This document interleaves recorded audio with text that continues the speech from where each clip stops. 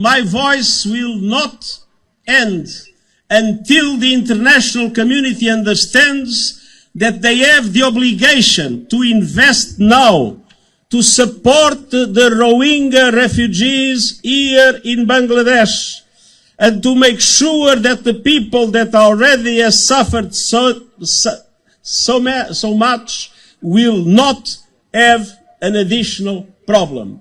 We will do everything. Solidarity with Rohingya refugees and solidarity with the Bangladeshi people and the local communities that so generously host them.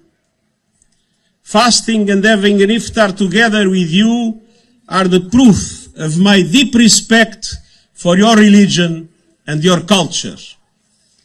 And I'm here to shine a global spotlight on the plight, but also the potential of Rohingya refugees. The more than 1 million Rohingya refugees here are proud, they are resilient, and they need the world's support.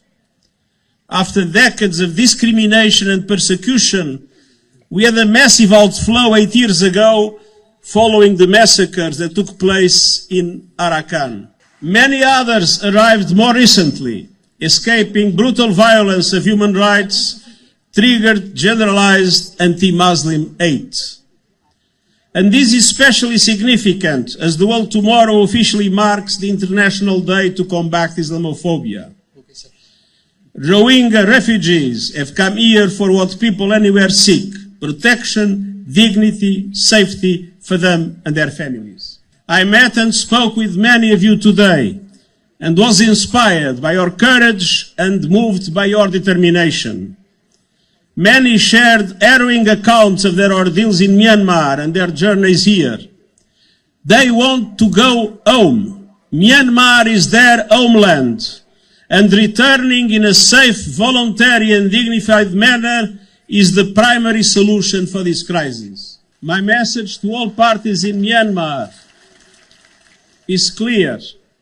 Exercise maximum restraint, prioritize the protection of civilians in accordance with international humanitarian law, and prevent further incitement of communal tension and violence, paving the way for democracy to take root and to create the conditions for Rohingyas to be able to go back home as they all want.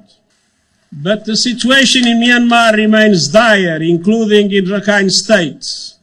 And until the conflict and systemic persecution ends, we must support those who need protection here in Bangladesh. I have to confess that we are on the verge of a deep humanitarian crisis.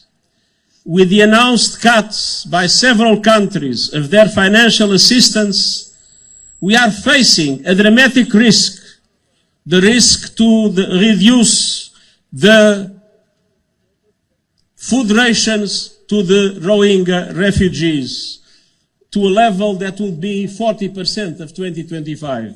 That would be an unmitigated disaster that we cannot accept, because people would suffer and even people would die.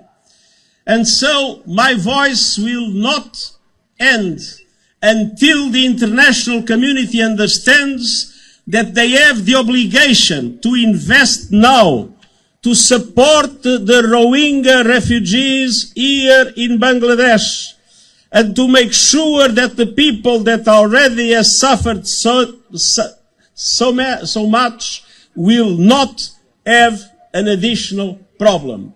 We will do everything to solve the problem of the food rations. Humanitarian assistance is important, but we must recognize the enormous support of the Bangladeshi people, sharing their land, their forests, their scarce water and their meager resources.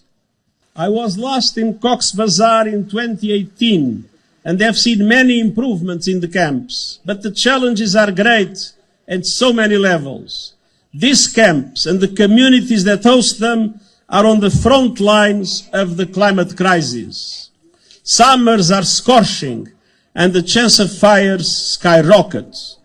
In the cyclone and monsoon season, floods and landslides destroy homes and lives. In addition to essential food aid, people here are also hungry for education, skills, and opportunities for independence. So you have a special obligation to ensure that the aid reaches the Rohingya refugees and show that the world has not forgotten them. That is why the cuts by the international community of the aid to Rohingya refugees is unacceptable. And I repeat, Cox's Bazar is ground zero for the impact of budget cuts on people in desperate need, and we must do everything to make sure that that does not happen. The solution must be found in Myanmar, and we will not give up until conditions allow for the voluntary, safe and sustainable return for all refugees here.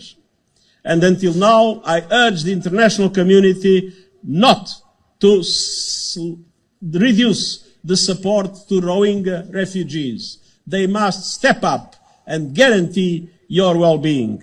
This is the holy month of Ramadan, the month of solidarity. It would be unacceptable that in the month of solidarity, the international community would reduce the support to the Rohingyas in Bangladesh. We will do everything not